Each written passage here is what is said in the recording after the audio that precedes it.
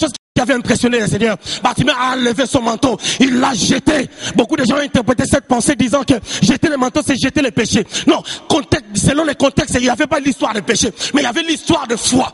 En Israël, à cette époque-là, tous les mendiants étaient en train de se revêtir d'un manteau. C'est à cause de ces manteaux qu'on les identifiait comme étant des manteaux, des mendiants. Mais lorsqu'il a jeté son manteau, cela veut dire, je vais me séparer à cette identité-là qui me colle. Lorsqu'on me voit, on m'appelle mendiant. Ça a impressionné le Seigneur lui a dit, que veux-tu que je fasse pour toi?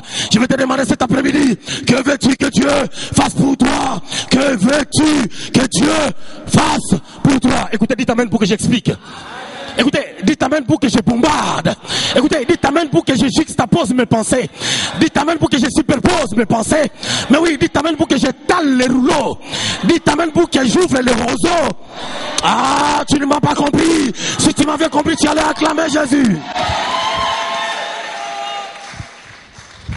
Dieu est ici. Dieu est fidèle. Dieu est ici. Écoutez, il y a l'ancien Jonathan qui me dit, va doucement. Vous savez pourquoi je vais un peu vite? Ça fera du bien lorsqu'on va vendre les cassettes, les gens vont acheter parce qu'ils vont rater certaines choses. Comme je parle vite. Parce que je suis obligé. Pourquoi? Si on me donne 1 heure, 1 heure et quart, lorsque je finis, si je dois prophétiser, je dois prier pour les gens. Comme j'ai envie d'étaler les rouleaux, selon la direction de l'esprit, si je vais doucement, une partie des rouleaux ne sera pas étalée. Il faut que j'étale.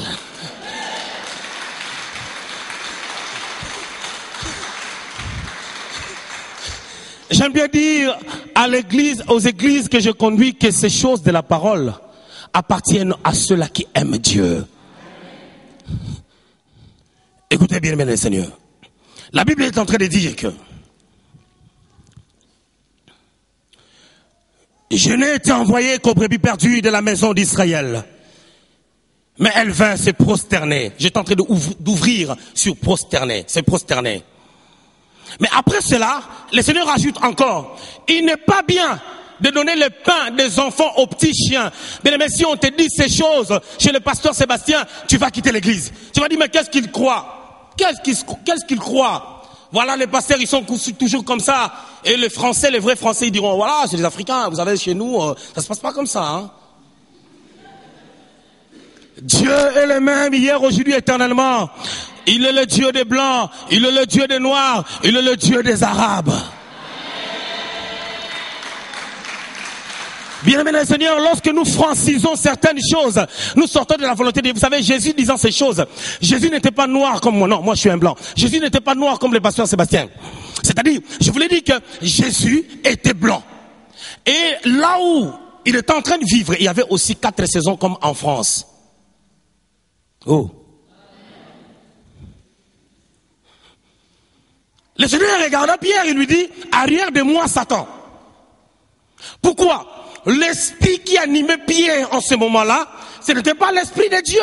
Jésus n'a pas repoussé Pierre, mais il a repoussé l'esprit qui avait animé Pierre pour lui dire, plaise à Dieu que tu restes avec nous. Or, il devait mourir sur la croix.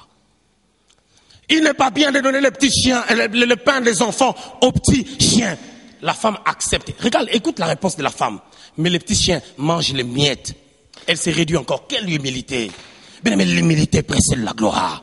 Quelle humilité. Ça a impressionné le Seigneur. Le Seigneur n'avait pas prié. Mais vous savez, les impositions des mains ne sont pas mauvaises. Mais certaines paroles prophétiques s'accomplissent juste à cause de la disposition du cœur. Vous savez, j'avais prophétisé en 2008 sur lui.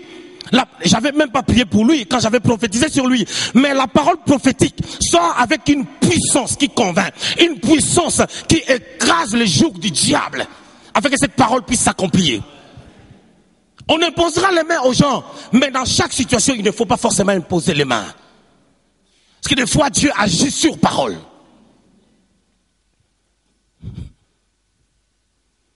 Le petit chien mange des miettes qui tombent sur la table de leur maître. Elle dit, vous savez, je vais vous expliquer une petite chose là-dessus.